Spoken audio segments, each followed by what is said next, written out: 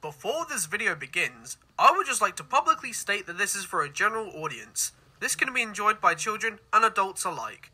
Children under the age of 13 can enjoy this video for the Thomas & Friends brand itself. Teens and adults can also enjoy this video for its production value and nostalgia. Thank you, Mainland Studios. Dear Christopher, here is your friend Thomas the Tank Engine. He wanted to come out of his station yard and see the world. These stories tell you how he did it. I hope you will like them, because you helped me to make them. Your loving Daddy.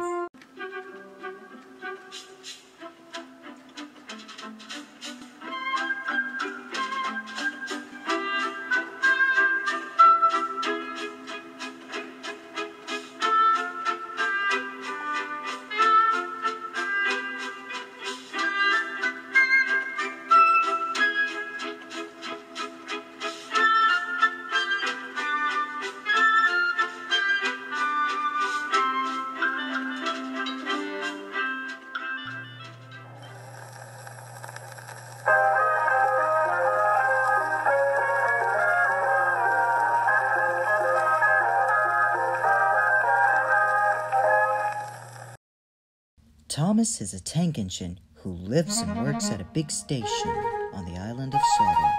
He had 6 small wheels, a short stumpy funnel, a short stumpy boiler, and a short stumpy dome. He was a fussy little engine, always pulling coaches about. He pulled them to the station ready for the big engines to take out on long journeys. And when trains came in and the people had got out, he would pull the empty coaches away so that the big engines could go and rest. He was a cheeky little engine, too. He thought no engine worked as hard as he did, so he used to play tricks on them. He liked best of all to come quietly beside a big engine, dozing on a siding, and make them jump. "Wake up, lazy bones," he would whistle. "Why don't you work hard like me?" Then he would laugh rudely and run away to find some more coaches. One day, Gordon was resting on a siding. He was very tired. The big express he always pulled had been late, and he had to run as fast as he could to make up for lost time. He was just going to sleep when Thomas came up in his cheeky way. "Wake up, lazy bones," he whistled. "Do some hard work for a change. You can't catch me." And he ran off laughing. Instead of going to sleep again, Gordon thought of how he could pay Thomas out. One morning, Thomas wouldn't wake up. His driver and fireman couldn't make him start. His fire went out, and there was not enough steam. It was nearly time for the express. The people were waiting, but the coaches weren't ready. At last, Thomas started. "Oh dear, oh dear," he yawned.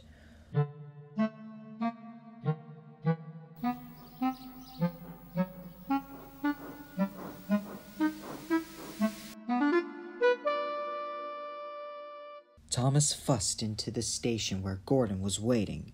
"Hurry up, you," said Gordon crossly. "Hurry yourself," said cheeky Thomas.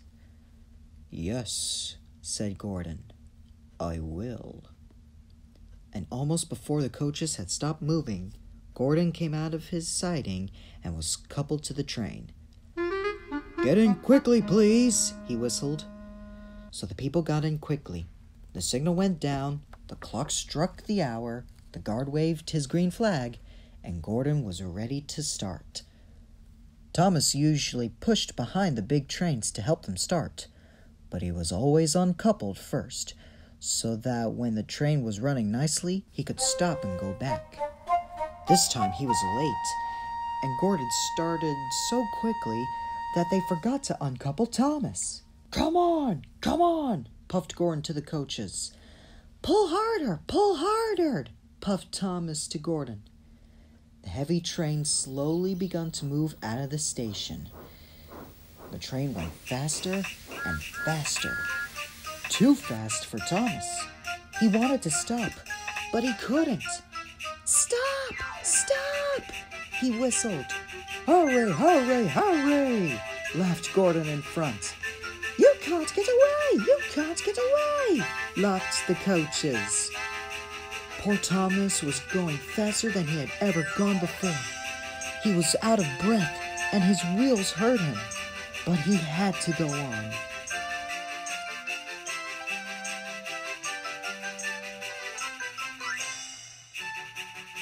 I shall never be the same again, he thought sadly. My wheels will be quite worn out.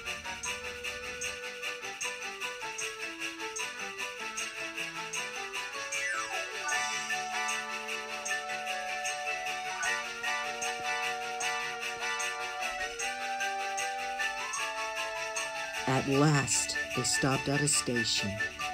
Everyone laughed to see Thomas puffing and panting behind.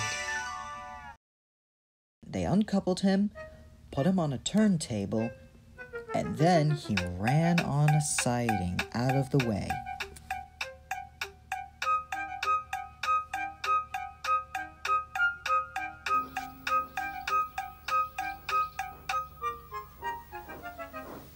Well, little Thomas, chuckled Gordon as he passed.